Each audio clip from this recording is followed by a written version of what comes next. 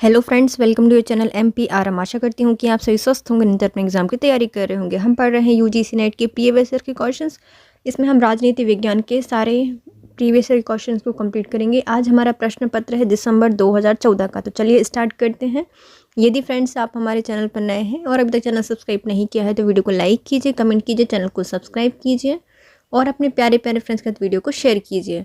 पहला क्वेश्चन है हमारा राजनीतिक सिद्धांत से। निम्नलिखित में से किसने कहा है कि राजनीतिक सिद्धांत सामान्य शब्दों में व्यक्तियों को सजगता के साथ समझने और उनके सामूहिक जीवन एवं संगठन की समस्याओं को हल करने का प्रयास करता है। ये कहा गया था GH सवाइन के द्वारा। GH सवाइन ने कहा है कि राजनीतिक सिद्धांत सामान्य शब्दों में व्यक्तियों को सजगता के साथ समझने और उनकी सामूहिक जीवन एवं संगठन की समस्या को हल करने का प्रयास करता है। नेक्स्ट आते हैं, निम्नलिखित में से किसने राजनीतिक दर्शन की मृत्यु पर दुख प्रकट किया है? तो ये है पीटर लॉसलेट के द्वारा दर्शन की मृत्यु पर दुख प्रकट किया गया है।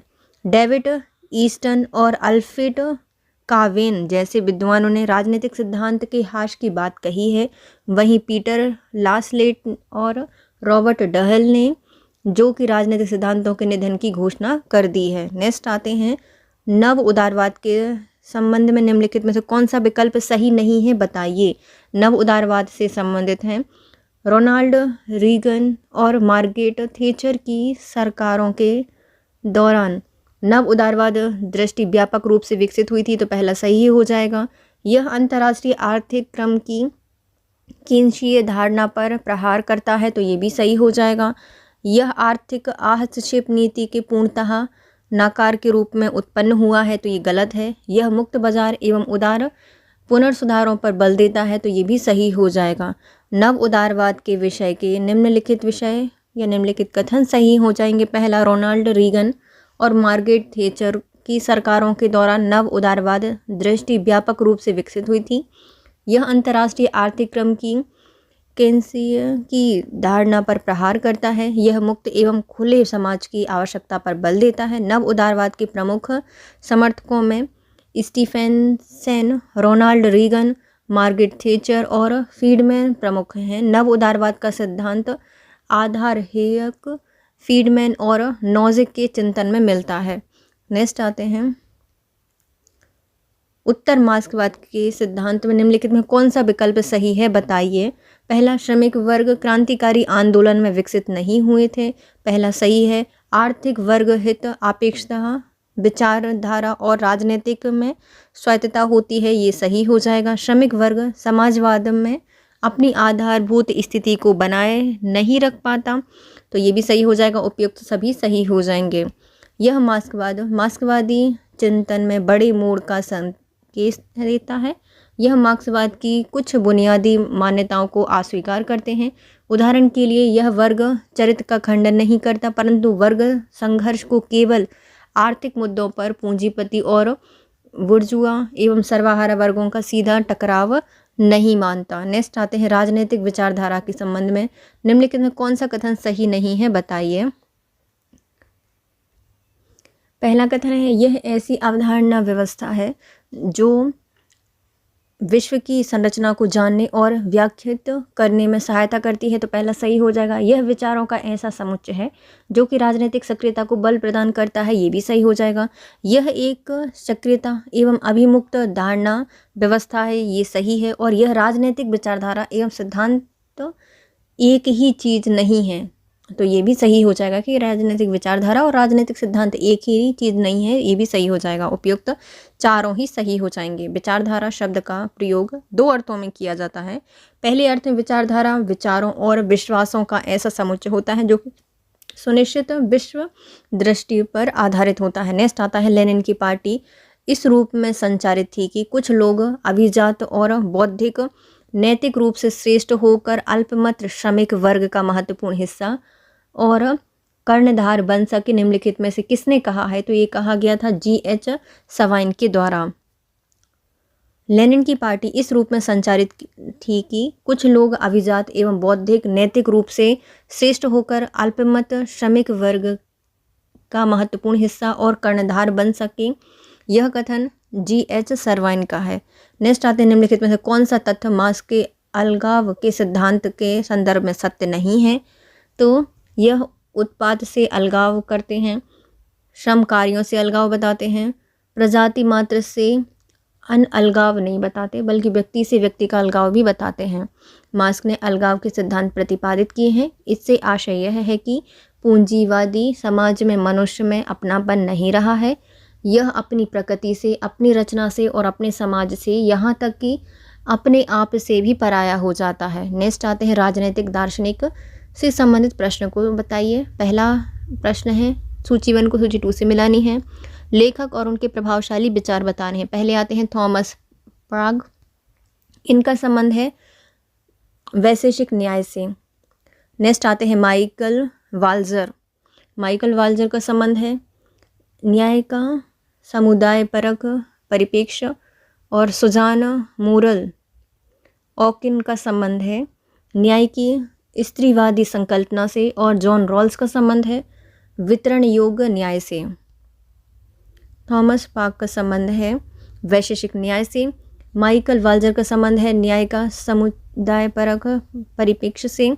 सुजान मूरल ऑकिन का संबंध है न्याय की स्त्रीवादी संकल्पना से। और जॉन रॉल्स का संबंध है वितरण योग्य न्याय से। नेक्स्ट आते हैं श्रेष्ठ परिषद। नॉक्टर्नल काउंसिल का उल्लेख प्लेटो ने किस में किया है? तो प्लेटो के द्वारा द लॉज में इसका वर्णन किया गया है। श्रेष्ठ परिषद नॉक्टर्नल काउंसिल का उल्लेख प्लेटो ने द लॉज नामक पुस्तक में किया है।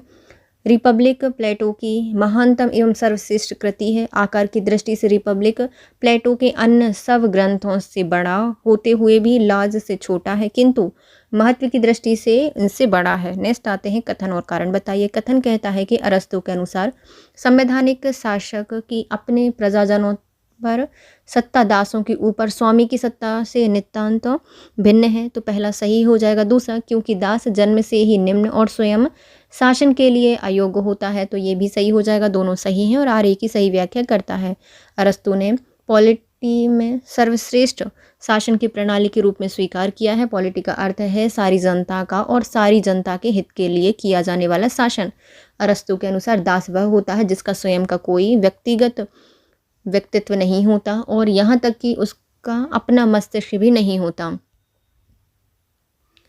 नेक्स्ट आते हैं निम्नलिखित में से किसके अनुसार विज्ञान निष्क्रिय जिज्ञासा का परिणाम है? दर्शन केवल बौद्धिक सजावट है।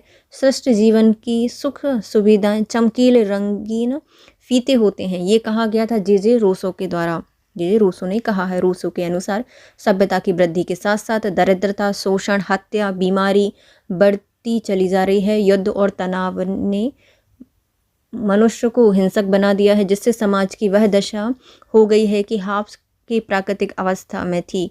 रूसो ने सोशल कॉन्ट्रैक्ट 1762 में पुस्तक लिखी थी, उसमें इसका वर्णन किया है। नेक्स्ट आते हैं निम्नलिखित में से यह किसका विचार है कि गांधी जी ने सत्याग्रह को नहीं बनाया बल्कि सत्याग्रह ने गांधी जी को बनाया है। ये कहा गया था आर दिवाकर के द्वारा। आर दिवाकर ने विचार दिया है कि गांधी जी ने सत्याग्रह को नहीं बनाया बल्कि सत्याग्रह ने गांधी जी को महात्मा बनाया है। सत्याग्रह का शाब्दिक अर्थ है सत्य के लिए आग्रह करना, जिसका आधार है सत्य की अर्थात सत्व से उत्पन्न होने वाले प्रेम और अहिंसा की शक्ति से। नेक्स्ट आते हैं निम्नलिखित में से किस देश में नरेंद्रनाथ भट्टाचार्य मानवेंद्रनाथ रॉय के नाम से बसे थे? तो ये मैक्सिको में बसे थे। मैक्सिको में नरेंद्रनाथ भट्टाचार्य मानवेंद्रनाथ राय के नाम से बसे थे। भारत में समाजवादी चिंतकों में एम.एन. रॉय का विशेष स्थान है। वे भारत में न केवल समाजवाद के सैद्धांतिक व्याख्याकार के रूप में अपितु साम्यवाद के प्रचार प्रसार के रूप में भी जाने जाते हैं। एम.एन. रॉय ने नव मानवतावाद का प्रतिपादन किया है। इनकी रचना रीजन रोमांटिसिज्म एंड रिवोल्यूशंस 1952 में लिखी गई थी। नेक्स्ट आते हैं निम्नलिखित में से किसने कहा है कि जेल में भगवान उनके सामने प्रकट हुए, उसे गीता दी और उनको सनातन धर्म में सरल सत्य का बोध कराया? ये अरविंद घोष के द्वारा कहा गया था। बिपिन चंद्रपाल की भांति अरविंद घोष को भी भारतीय संविधान के रूप में ईश्वर की इच्छा दिखाई दी थी। एक रहस्यवादी की भांति इन्होंने घोषणा की थी कि भारतीय राष्ट्रवाद के मूल में ईश्वर है और वही आंदोलन का वास्तविक नेता है। नेक्स्ट आते हैं तुलनात्मक राजनीति एवं विश्व के प्रमुख संविधान से संबंधित प्रश्न। पहला है तुलनात्मक राजनीति किसका अध्ययन है? तो इसमें अध्ययन किया जाता है सब प्रकार की राजनीतिक गतिविधियों का, सरकारी एवं गैर सरकारी एवं समस्त राजनीतिक संगठनों का अध्ययन किया जाता है। तुलनात्मक राजनीति के अंतर्गत तुलनात्मक अध्ययन केवल संरचनात्मक तुलनाओं तक ही सीमित नहीं रहा, वरन इसके अंतर्गत कबीलों, समुदाय और संघ समूहों, गैर राजकीय इकाइयों का व्यवहारिक या व्यवहारात्मक अध्ययन होने लगा है। नेक्स्ट आते हैं तुलनात्मक राजनीति के अध्ययन में निम्नलिखित उपागम की उत्पत्ति का सही क्रम बताइए। पहला है दार्शनिक उपागम, दूसरा है व्यवहारवादी उपागम, फिर व्यवस्था उपागम थर्ड नंबर पर, फोर्थ में आता है नव संस्थात्मक उपागम।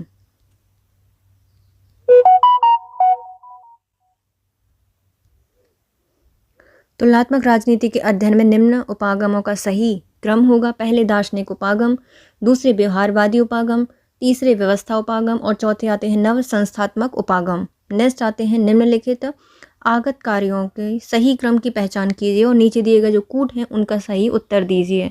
सबसे पहले आते हैं राजनीतिक समाजीकरण और भर्ती, फिर हित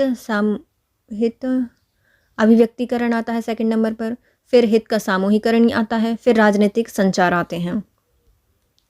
तो निम्नलिखित आगत कार्यों का सही क्रम होगा राजनीतिक समाजीकरण एवं भर्ती, फिर हित अभिव्यक्तिकरण, फिर हित सामूहिकरण और राजनीतिक संचार। ये आगतकृत आमंड के संरचनात्मक प्रकार्यात्मक उपागम पर आधारित हैं। नेक्स्ट आते हैं वे समाजशास्त्री जिन्होंने गेवेरियल आमंड के संरचनात्मक प्रकारवाद को प्रभावित किया है। तो इन्होंने प्रभावित किया है मैक्स वेबर के सिद्धांत को और टालकाट पार्सन के विचारों को। संरचनात्मक प्रकार्यात्मक उपागम की दिशा में सबसे अधिक योगदान G.A. आमंड का है। यह विश्लेषण पद्धति पर सबसे पहले विकास जैविक एवं तांत्रिक विद्वानों ने दिया है। सामाजिक विज्ञान में सर्वप्रथम इसे मानव विज्ञान के अध्ययन में अपनाया गया था। बाद में इसे परिष्कृत कर टालकट, पर्किंसन और मैरियम लेवी ने समाजशास्त्रीय विश्लेषण की एक पद्धति के रूप में अपनाया।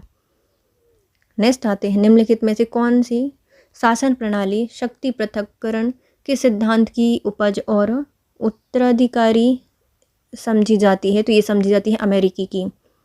राजनीतिक प्रणाली के रूप में अमेरिका के संविधान की प्रमुख विशेषता शक्ति का पृथक्करण और नियंत्रण एवं संतुलन की प्रणाली है, जिसका तात्पर्य है सरकार के तीनों अंग विधायिका, कार्यपालिका, न्यायपालिका का स्वतंत्र होना। शासन की समस्त शक्तियां तीनों अंगों में बांट दी जाती हैं। जॉन लॉक ने इस सिद्धांत को प्रारंभिक रूप से प्रस्तुत किया था, परंतु मॉन्टेस्क्यू ने इसे स्पष्ट प्रतिपादन किया है। नेक्स्ट आते हैं निम्नलिखित में से संयुक्त राज्य अमेरिका के संविधान में किस अनुच्छेद द्वारा राष्ट्रपति को कार्यकारी शक्ति प्रदान की गई है? तो अनुच्छेद 2 के तहत राष्ट्रपति को कार्यकारी शक्ति दी गई है। अमेरिकी संविधान में राष्ट्रपति की शक्तियों का उल्लेख संविधान के अनुच्छेद 2 में एक छोटे से वाक्य में किया गया है, जिसमें कहा गया है कि अमेरिकी संघ की कार्यपालिका शक्ति एक राष्ट्रपति में निहित होगी। नेक्स्ट आते हैं सूची 1 को सूची 2 से मिलाइए। पहले आते हैं दोनों सदन की समान शक्ति। ये स्विट्जरलैंड में होंगी कि दोनों सदन हैं उनको समान शक्तियाँ दी गई हैं स्विट्जरलैंड में। उच्च सदन निम्न सदन की अपेक्षा अधिक शक्ति संपन्न होता है। जो उच्च सदन है उसको ज़्यादा शक्तियाँ दी गई हैं, वो अमेरिका में है। नेक्स्ट आता है निम्न सदन उच्च सदन की तुलना में अधिक शक्तिशाली है, मतलब निम्न सदन ज़्यादा शक्तिशाली है, तो वो है भारत में। और नेशनल असेंबली सरकार गिरा सकती है, तो ये फ्रांस में कि जो नेशनल असेंबली है वो क्या करेगी, सरकार को गिरा देगी, फ्रांस में हो सकता है। पहले आते हैं दोनों सदन की समान शक्तियाँ स्विट्जरलैंड में हैं। उच्च सदन निम्न सदन की अपेक्षा अधिक शक्ति संपन्न है, अमेरिका में। निम्न सदन उच्च सदन की तुलना में अधिक शक्ति संपन्न है, भारत में। और नेशनल असेंबली सरकार गिरा सकती है, फ्रांस में। नेक्स्ट आते हैं निम्नलिखित पर विचार कीजिए। सबसे पहले आते हैं पॉकेट वीटो संघीय विधायिका को राष्ट्रपति का संदेश, गुट प्रणाली और कोष्ठ प्रणाली या पद्धति, पिजियन होल एक विधेयक, ये सब किस संवैधानिक प्रणाली के भाग हैं? तो ये सब अमेरिका की राजनीतिक प्रणाली के भाग हैं। पॉकेट वीटो, संघीय विधायिका को राष्ट्रपति का संदेश, गुट प्रणाली, कोष्ठ पद्धति, एक विधेयक, ये सभी लक्षण अमेरिका की राजनीतिक प्रणाली के भाग हैं। नेक्स्ट आते हैं निम्नलिखित में से कौन कौन से पूर्व ब्रितानी प्रधानमंत्री लेबर पार्टी के थे? तो लेबर पार्टी में आते हैं हैरोल्ड विल्सन और टोनी ब्लेयर, इनका संबंध था लेबर पार्टी से। हैरोल्ड विल्सन और टोनी ब्लेयर ये लेबर पार्टी के ब्रिटानी प्रधानमंत्री थे। नेक्स्ट आते हैं अमेरिका के सर्वोच्च न्यायालय अर्थात सुप्रीम कोर्ट के न्यायाधीश अपने पद पर कब तक रह सकते हैं? तो इनको मृत्यु होने अर्थात त्यागपत्र दिए जाने एवं कांग्रेस द्वारा हटाए जाने तक ये अपने पद पर रहते हैं। अमेरिका की संघीय न्यायपालिका में यह न्यायाधीश की इच्छा पर निर्भर करता है कि 70 वर्ष की आयु के बाद भी आवास ग्रहण करे या ना करे, अर्थात अमेरिकी न्यायाधीश सदाचार पर्यंत आजीवन अपने पद पर आसीन रहते हैं। निम्नलिखित में से कौन से संघीय न्यायालय को राज्य द्वारा एवं संघ के संगठक एकक द्वारा पारित विधियों को तो अवैध घोषित करने का अधिकार है पर संघीय विधियों को नहीं? ये है स्विस फेडरल ट्रिब्यूनल के लिए। स्विस फेडरल ट्रिब्यूनल है ये ऐसा कर सकती है।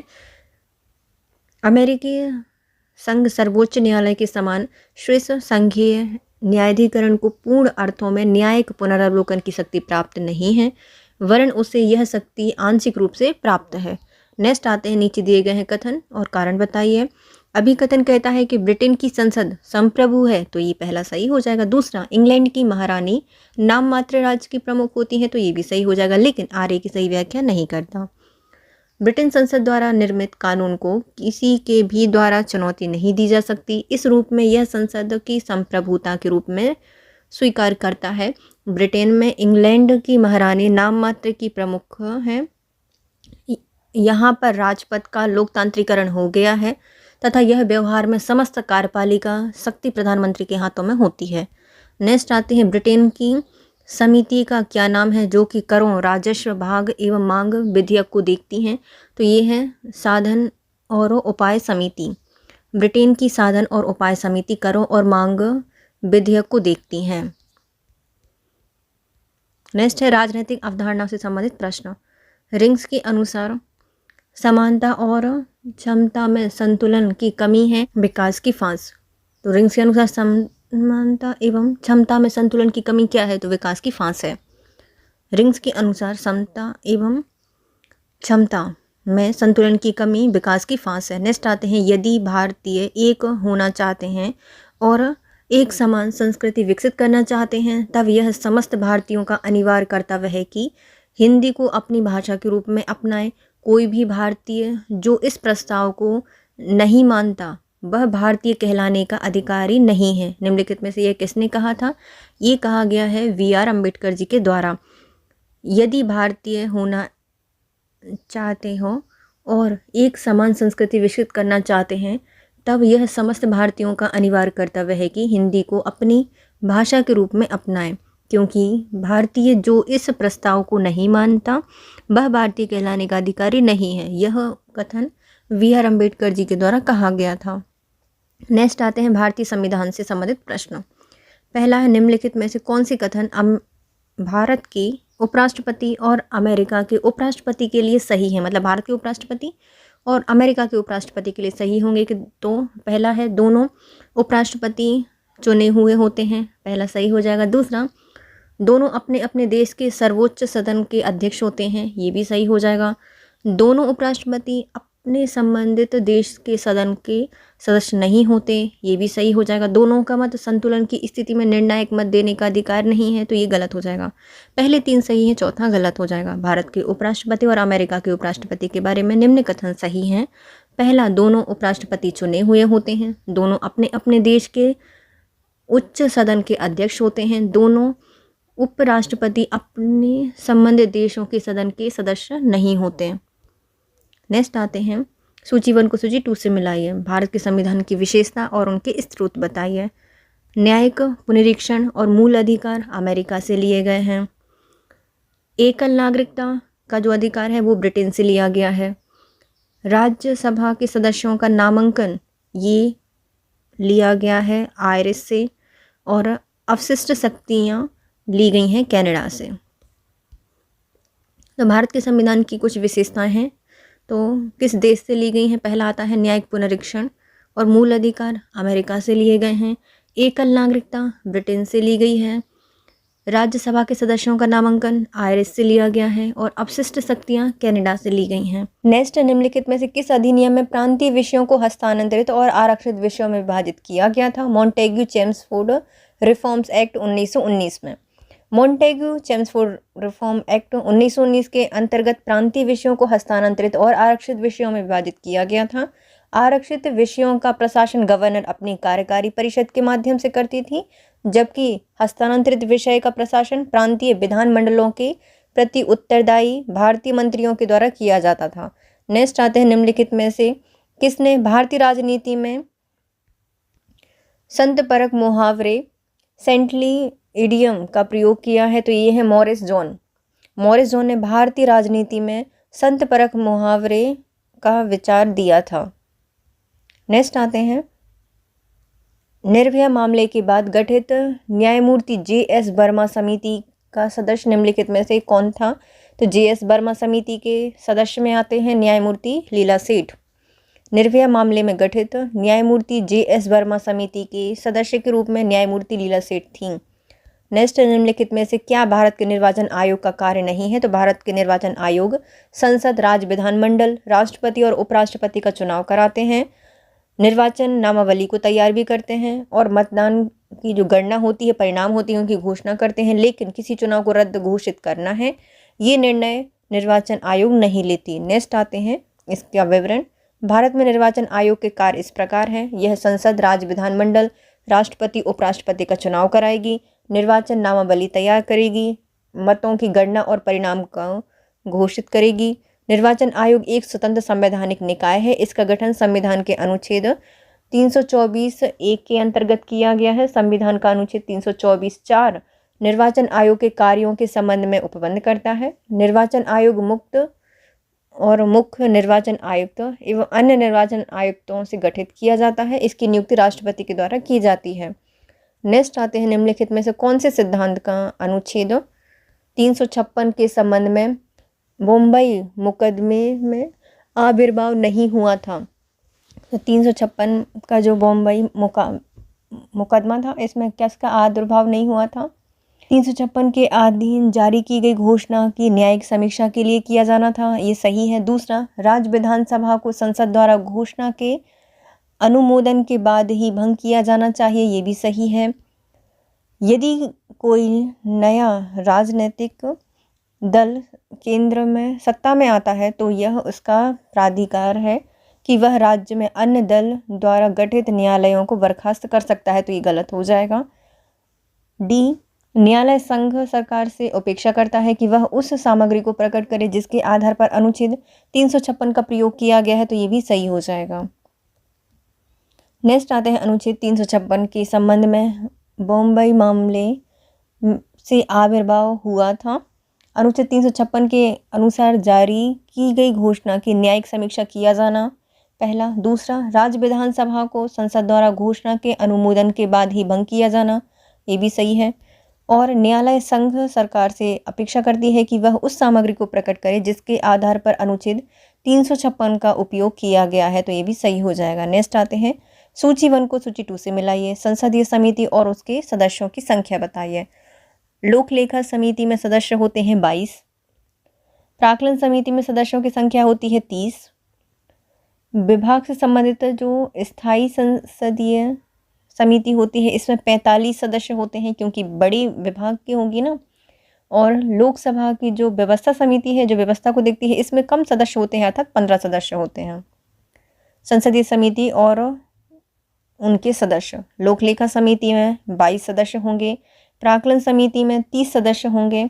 विभाग से संबंधित स्थायी संसदीय समिति में 45 सदस्य होते हैं और लोकसभा की व्यवस्था समिति में 15 सदस्य होते हैं।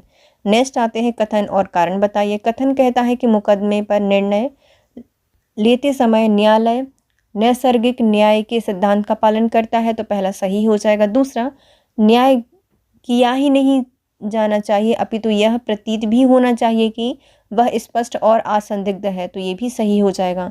दोनों कथन सही हैं और आर्य की सही व्याख्या करता है। चूंकि न्याय किया ही नहीं जाना चाहिए अपितु प्रतीत भी होना चाहिए, वह स्पष्ट और असंदिग्ध है, इसलिए मुकदमे पर निर्णय लेते समय न्यायालय नैसर्गिक न्याय के सिद्धांत का पालन करता है। नेक्स्ट आता है किसके प्रभावकारी वित्तीय निर्णय के लिए रूल ऑफ लैप्स आवश्यक है, तो रूल ऑफ लैप्स आवश्यक है संसद के लिए। संसद की स्वीकृति के बिना कार्यपालिका ना कोई कर लगा सकती है और ना ही किसी कर की उगाही कर सकती है, ना ही किसी प्रकार का व्यय कर सकती है। इसलिए बजट की स्वीकृति के लिए संसद के समक्ष रखा जाता है। संसद विभिन्न समितियों के माध्यम से सरकार के खर्चों की जांच करती है और उस पर निर्णय देती है और नियंत्रण भी रखती है। नेक्स्ट आते हैं भारत के सरकारी मंत्रालय में डेस्क ऑफिसर सिस्टम निम्नलिखित क्या लाभ है, तो डेस्क ऑफिसर सिस्टम होता है, इसके लाभ होते हैं। यह मामलों का त्वरित निपटारा करता है, व्यय की न्यूनता देखता है, गुणात्मक सुधार करता है, लेकिन दोहरे अभिलेख उपलब्ध नहीं कराता।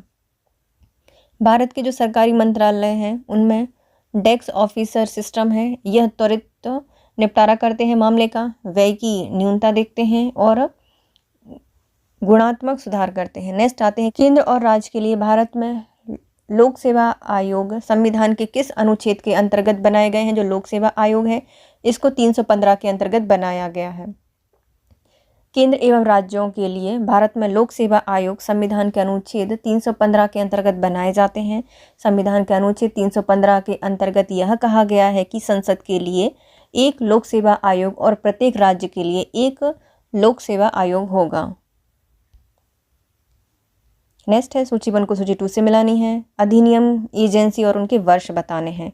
अखिल भारतीय सेवा आचरण नियम ये 1954 में बनाई गई थी, इसके लिए एजेंसी। केंद्रीय अन्वेषण ब्यूरो ये 1963 में बना था। भारतीय दंड संहिता इसको 1860 में बनाया गया और जो विशेष पुलिस प्रतिष्ठान है इसको 1941 में बनाया गया था।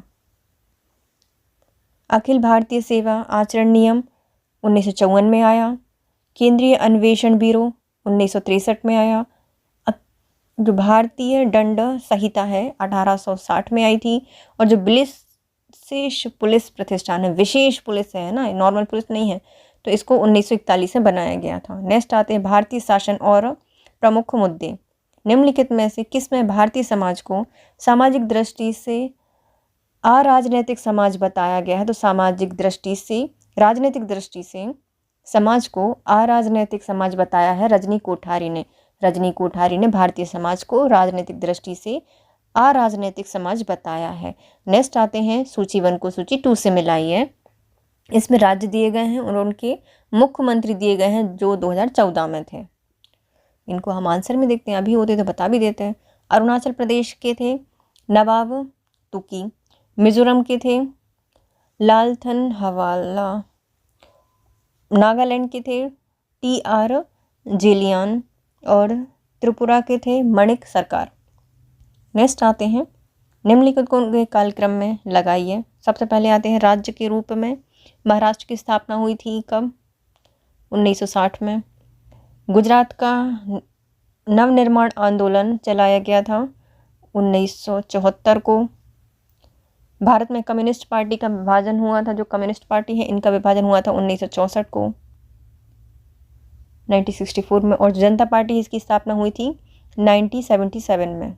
तो सही क्रम क्या होगा, तो पहले आते हैं राज्यों के रूप में महाराष्ट्र की स्थापना 1960, फिर भारत की कम्युनिस्ट पार्टी का विभाजन 1964, फिर भारतीय जनता पार्टी नहीं, उसके पहले बनेगा गुजरात में नव निर्माण आंदोलन 1974 और फिर जनता पार्टी की स्थापना 1977। राज्य के रूप में महाराष्ट्र की स्थापना 1960, भारत की कम्युनिस्ट पार्टी का विभाजन 1964, गुजरात का नवनिर्माण आंदोलन 1974 और जनता पार्टी की स्थापना 1977। नेक्स्ट आते हैं लोक प्रशासन से संबंधित प्रश्न। लोक प्रशासन के विकास में उत्तर 1970 का चरण निम्नलिखित में से किससे अभिलक्षित होता है?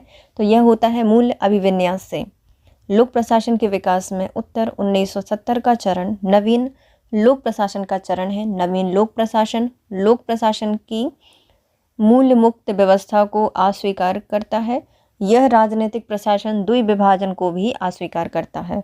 नेक्स्ट आते हैं मूने का यह कथन उच्च प्राधिकारी द्वारा विशिष्ट प्राधिकार प्रदान करना किस संदर्भ में है? तो यह प्रत्यायोजन से संबंधित है। मूने का यह कथन उच्च प्राधिकार द्वारा विशिष्ट प्राधिकार प्रदान करना प्रत्यायोजन के संदर्भ में है। प्रत्यायोजन एक प्रक्रिया है जिसके द्वारा एक उच्च अधिकारी अपने कुल कार्य को स्वयं के तथा अपने अधीनस्थों के मध्य वितरित करता है, जिससे कि क्रियात्मक और प्रबंधकीय विशिष्टीकरण की प्राप्ति की जा सकती है।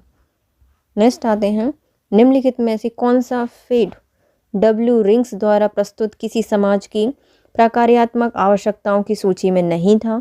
तो इसमें प्रशासनिक नहीं था, जबकि आर्थिक, राजनीतिक और संप्रेषणात्मक इसमें शामिल थे। विकासशील देश की प्रशासनिक व्यवस्था के अपने अध्ययन में रिंग्स ने एक विस्तृत परिप्रेक्ष्य में प्रशासनिक एवं आर्थिक, तकनीकी, राजनीतिक एवं संचार कारकों के बीच संबंध का विश्लेषण किया है। नेक्स्ट आते हैं हर्बर्ट साइमन द्वारा की गई निर्णय लेने की प्रक्रिया में निम्नलिखित में कौन सा चरण नहीं है, बताइए।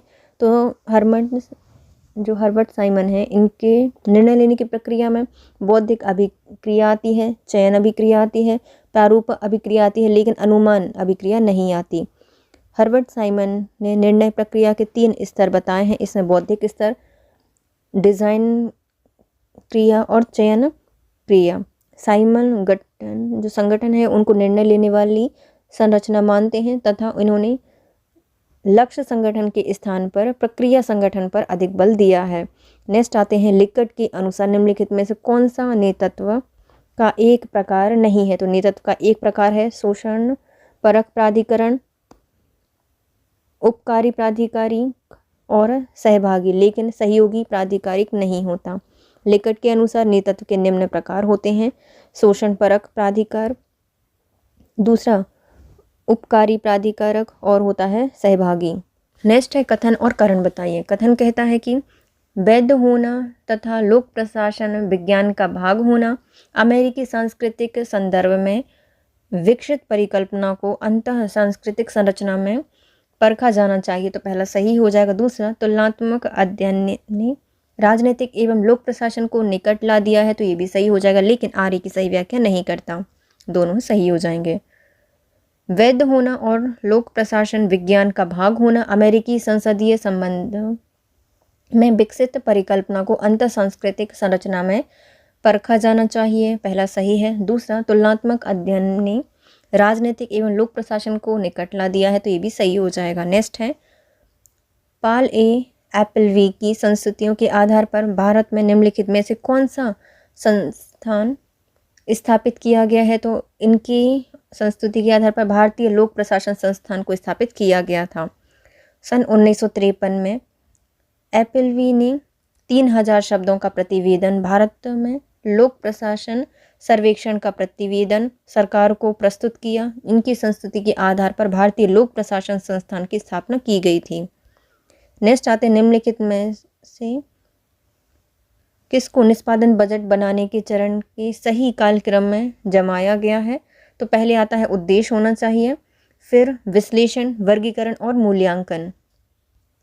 निष्पादन बजट बनाने के चरण का सही कालक्रम होगा उद्देश्य, विश्लेषण, वर्गीकरण और उनका मूल्यांकन। नेक्स्ट आते हैं भारतीय प्रशासनिक व्यवस्था से संबंधित प्रश्न। पहला है तुंगन समिति द्वारा पंचायती राज के लिए निम्नलिखित में से किसकी सिफारिश नहीं की गई थी? तो तुंगन समिति ने संवैधानिक स्थिति की बात की थी, जिला परिषद स्तर पर आयोजना की बात की थी, जिलाधिकारी जिला परिषद का मुख्य कार्यकारी होगा इसकी बात की थी, लेकिन त्रिवर्षीय कार्यकाल की बात नहीं की थी। तुंगन समिति 1988 द्वारा पंचायती राज के संदर्भ में निम्न सिफारिशें की गई थी। पहला, संवैधानिक स्थिति होगी। दूसरा, जिला परिषद स्तर पर आयोजना होगी। और तीसरा, जिलाधिकारी जिला परिषद का मुख्य कार्यकारी होगा। नेक्स्ट आते हैं अंतर्राष्ट्रीय संबंध से संबंधित प्रश्न। पहला है, सूची 1 को सूची 2 से मिलाइए। कथन और उनके विद्वान बताइए। कौन सा कथन किस विद्वान ने बोला है?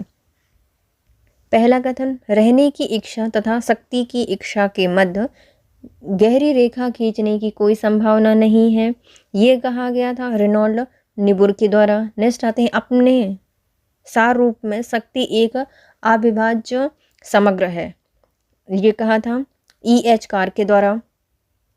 नेक्स्ट है, सैन्य कारणों से एक राज्य को आर्थिक रूप से सक्षम होना चाहिए, ये कहा गया है हाउसोफर के द्वारा। और समय और प्रदेश में शक्ति के लिए संघर्ष सार्वभौमिक है तथा निर्विवाद अनुभाविक तथ्य है, ये हंस मोर्गेनथाउ के द्वारा कहा गया था। तो सूची 1 को 2 से मिलाना है। पहला, रहने की इच्छा तथा शक्ति की इच्छा के मध्य गहरी रेखा खींचने की कोई संभावना नहीं है, ये रेनॉल्ड निबुर के द्वारा कहा गया था। अपने सार रूप में शक्ति एक अविभाज्य समग्र है, ये E.H. कार ने कहा था। नेक्स्ट है, सैन्य कारणों से एक राज्य को आर्थिक रूप से स्वसक्षम होना चाहिए, ये हाउसोफर ने कहा था।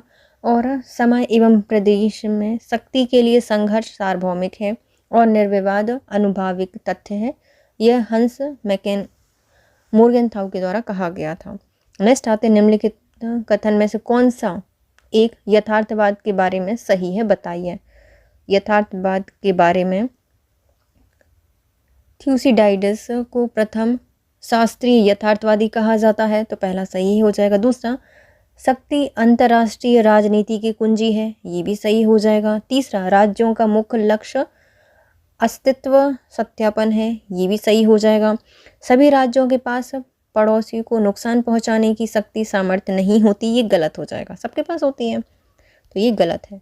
यथार्थवादी दृष्टिकोण शक्ति शस्त्र युद्ध को मानव स्वभाव की विशेषता मानता है। इनके अनुसार राष्ट्र की शक्ति का विकास ही उनके हितों को पूर्ण करने का एकमात्र माध्यम है। यथार्थवादी दर्शन प्रत्येक राज्य को ऐसे राजनीतिक कर्ता के रूप में देखता है जो हमेशा शक्ति के माध्यम से अपने हितों की सिद्धि के कार्य में जुटा रहता है। नेक्स्ट आते हैं, निम्नलिखित में से कौन सा यथार्थवादी चिंतक राजनीति के 3 चित्रों की खोज करते हैं? तो राजनीति के 3 चित्रों की खोज करते हैं केनेथ वाल्टर्स।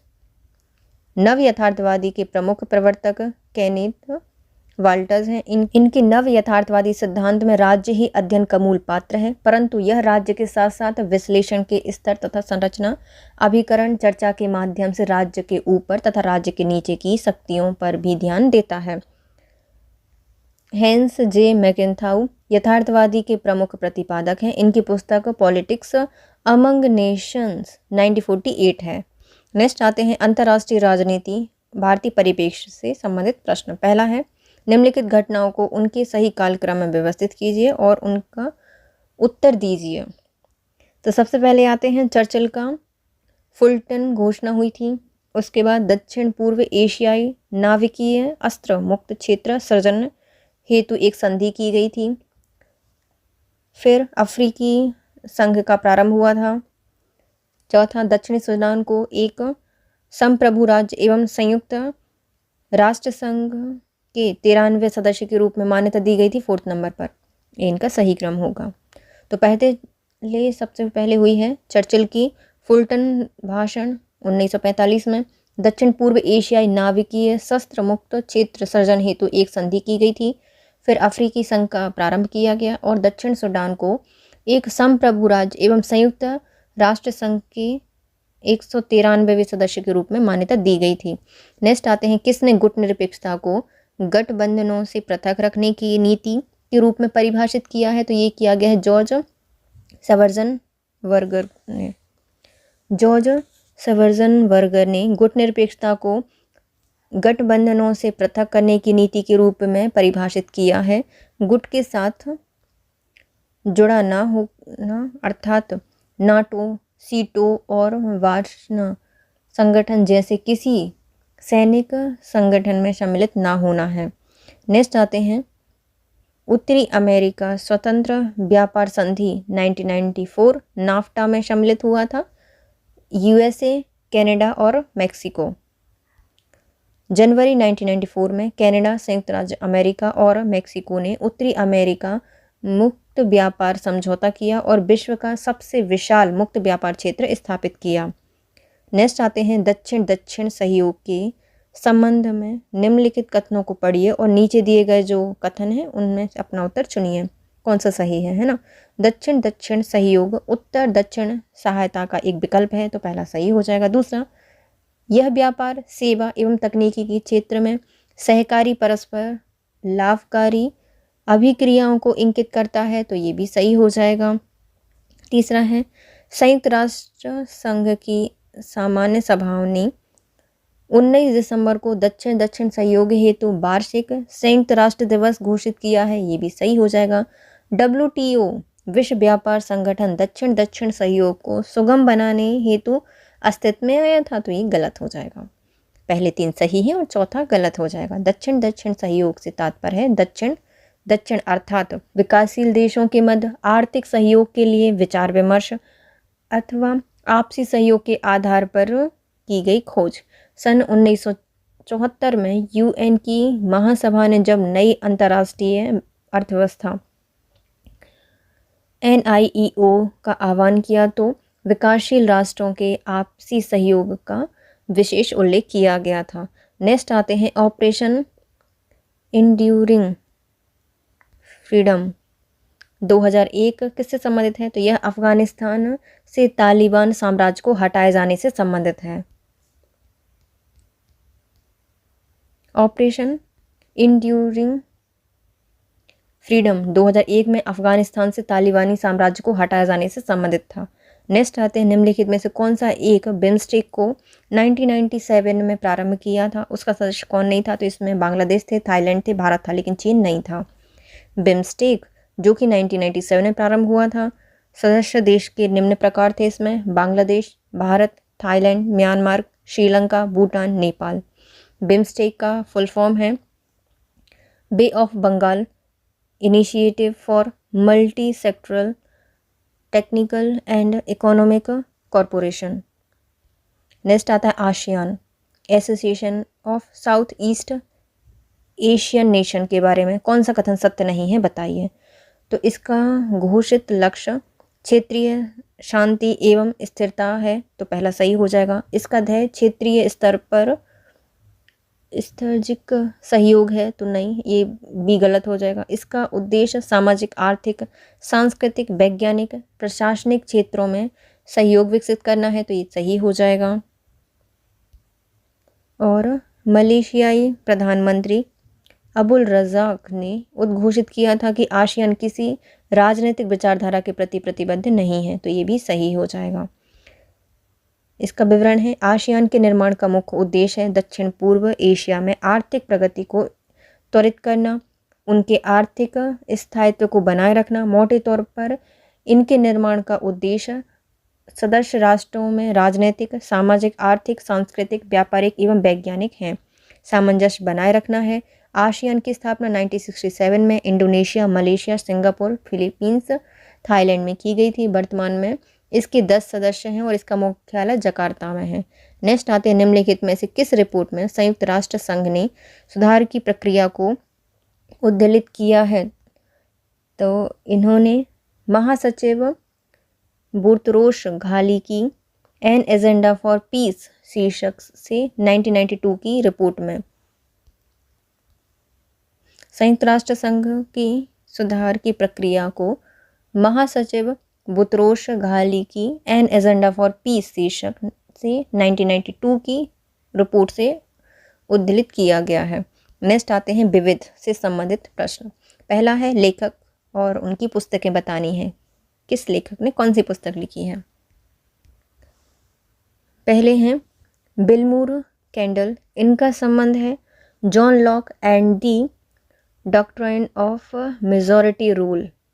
नेक्स्ट है J.W. ग्राफ का संबंध है जे लॉक पॉलिटिकल फिलॉसफी से। और M.W. कैस्टन का संबंध है जॉन लॉक आ बायोग्राफी से, और रिचर्ड क्रॉफ्ट का संबंध है Locke on peace and war से। तो बिल मूर कैडल का संबंध है John Locke and the doctrine of majority rule से। J.W. गाफ का संबंध है जॉन लॉक पॉलिटिकल फिलॉसफी से, और M.W. कास्टन का संबंध है जॉन लॉक आ बायोग्राफी से, और रिचर्ड क्रॉफ्ट का संबंध है Locke on peace and war से। नेक्स्ट आते हैं, निम्नलिखित पुस्तकों को उनके प्रकाशन के क्रम में व्यवस्थित कीजिए। तो इसको ऑप्शन से ही हटा दिया था क्योंकि चारों ही इसके ऑप्शंस गलत थे। चलिए हम इनको देखते हैं सही क्रम में।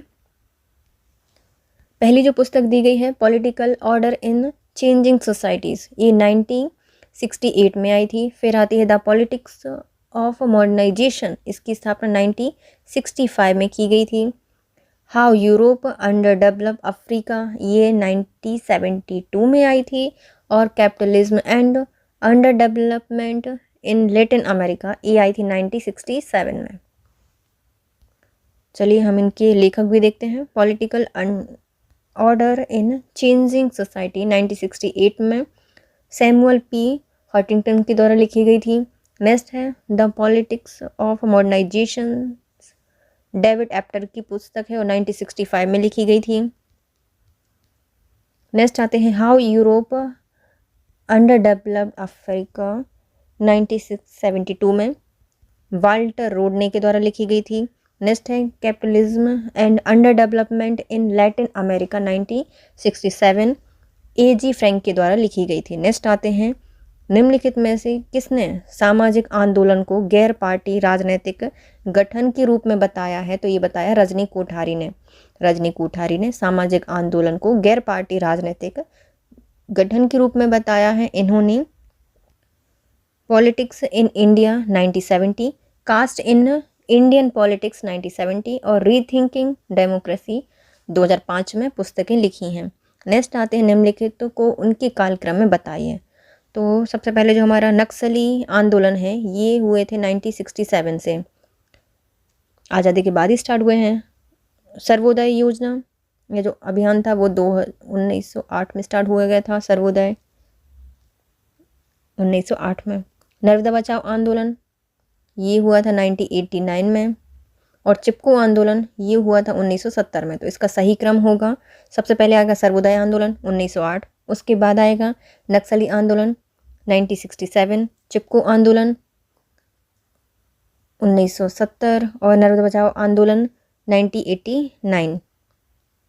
देखो सर्वोदय आंदोलन 1908, नक्सली आंदोलन 1967, चिपको आंदोलन 1970 और नर्मदा बचाओ आंदोलन 1989। नेक्स्ट आते हैं, भारत में राष्ट्रीय अखंडता दिवस निम्नलिखित में से किस तिथि को मनाया जाता है? तो ये मनाया जाता है 31 अक्टूबर। भारत में राष्ट्रीय अखंडता दिवस 31 अक्टूबर को मनाया जाता है। नेक्स्ट आते हैं, सूची 1 को सूची 2 से मिलाइए, पुस्तक और उनके लेखक बताइए। सबसे पहले हैं द एडमिनिस्ट्रेटिव स्टेट, इसको लिखा गया है डवाइट वाल्डो के द्वारा। द आर्ट ऑफ एडमिनिस्ट्रेशन, इसको लिखा गया है ऑडवे टेट के द्वारा। और पब्लिक एडमिनिस्ट्रेशन, इसको पिफनर एंड फेथल्स के द्वारा लिखा गया है। और ऑर्गेनाइजेशन एंड मैनेजमेंट ये लिखा गया है सैक्रल हटसन के द्वारा। देखो पुस्तक और उनके लेखक बताने हैं। द एडमिनिस्ट्रेटिव स्टेट को लिखा है डवाइड वाल्डो के द्वारा। The art of administrations Ordway Tead के द्वारा लिखा गया है। पब्लिक एडमिनिस्ट्रेशंस पिफनर एंड फेथल्स के द्वारा लिखा गया है। और ऑर्गेनाइजेशंस एंड मैनेजमेंट, इसको सैक्रल हटसन के द्वारा लिखा गया है। नेक्स्ट आते हैं, निम्नलिखित में से किस रिपोर्ट में अन्यायपूर्ण विश्व व्यापार साम्राज्य को वैश्विक असमानता वृद्धि हेतु कारण उद्धृत किया गया है? तो ये किया गया है मानव विकास रिपोर्ट 2005 के अनुसार। मानव विकास रिपोर्ट 2005 में अन्यायपूर्ण विश्वास व्यापार साम्राज्य को वैश्विक असमानता वृद्धि हेतु कारण उद्धृत किया गया है। नेक्स्ट आते हैं, निम्नलिखित कथनों को पढ़िए और उत्तर दीजिए। इसमें से हमें क्या बताना है, सही बताना है। सबसे पहला दिया गया है, जबकि सभी राजनीतिक आवश्यक रूप से शक्ति की खोज है, विचारधारा शक्ति की प्रतिस्पर्धा में संलिप्त होती है, जो मनोवैज्ञानिक एवं नैतिक रूप से कर्ताओं तथा उनके अनुगामियों को स्वीकृत या स्वीकार होता है। तो पहला क्या हो जाएगा, सही हो जाएगा। दूसरा, अंतर्राष्ट्रीय विधि तथा शक्ति के आदर्श मुख्यतः यथा स्थितिवाद की नीति हेतु विचारधारा के रूप में प्रयुक्त होने के लिए आए हैं। तो ये भी सही हो जाएगा। तीसरा, संयुक्त राष्ट्र संघ के उद्देश्यों की प्राप्ति में शांति की विचारधारा की महती भूमिका है। तो ये सही हो जाएगा, तीसरा भी सही है। राष्ट्रहित सदा विचारधारा से सर्वोपरि है, ये गलत हो जाएगा। पहले तीन सही हैं, चौथा गलत हो जाएगा। सही कथन इस प्रकार है, जब सभी राजनीतिक आवश्यकता रूप से शक्ति की खोज है, विचारधारा शक्ति की प्रतिस्पर्धा में संलिप्त होती है, जो मनोवैज्ञानिक एवं नैतिक रूप से कर्ताओं और उनके अनुगामियों को स्वीकार होता है। नेक्स्ट आते हैं, अंतर्राष्ट्रीय विधि और शक्ति के आदर्श मुख्यतः यथा स्थितिवाद की नीति हेतु विचारधारा के रूप में प्रयुक्त होने के लिए आह है। संयुक्त राष्ट्र संघ के उद्देश्य की प्राप्ति में शांति की विचारधारा की महती भूमिका होती है। नेक्स्ट आते हैं, सूची 1 को सूची 2 से मिलाइए, लेखक और उनकी पुस्तकें बताइए। पहले आते हैं वाल्डन बेलो। वाल्डन बेलो का संबंध है de globalisations idea for the new economy. Next आते हैं, जगदीश भगवती का संबंध है in defence of globalisations. D Held का संबंध है a globalising world culture economics and politics. Next आते हैं, जोसेफ ई स्टिंगलीज का संबंध है ग्लोबलाइजेशंस एंड इट्स डिकंटेंट्स। पहले आते हैं वाल्डन बेलो, इनका संबंध है de globalisations ideas for the new economy. और जगदीश भगवती का संबंध है in defence of globalisations. D Held का संबंध है a globalising world culture economics and politics. Joseph E Stiglitz का संबंध है globalisations and its discontents. Next आते हैं, निम्नलिखित में से कौन एक अंतर सरकारी संगठन नहीं है। तो अंतर सरकारी संगठन कौन सा नहीं है, अरब लीग नहीं है, संयुक्त राष्ट्र संघ, एमनेस्टी इंटरनेशनल और अफ्रीकन यूनियन, ये एक अंतर्राष्ट्रीय सरकारी संगठन है। अंतर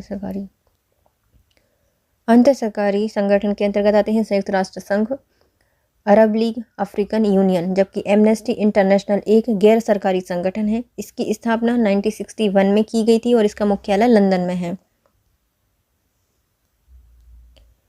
नेक्स्ट है हमारा दूसरा प्रश्न पत्र, इसको पढ़ेंगे हम बाद में। तो bye guys, if you like my video please share, subscribe and comment. Thank you so much guys, have a nice day.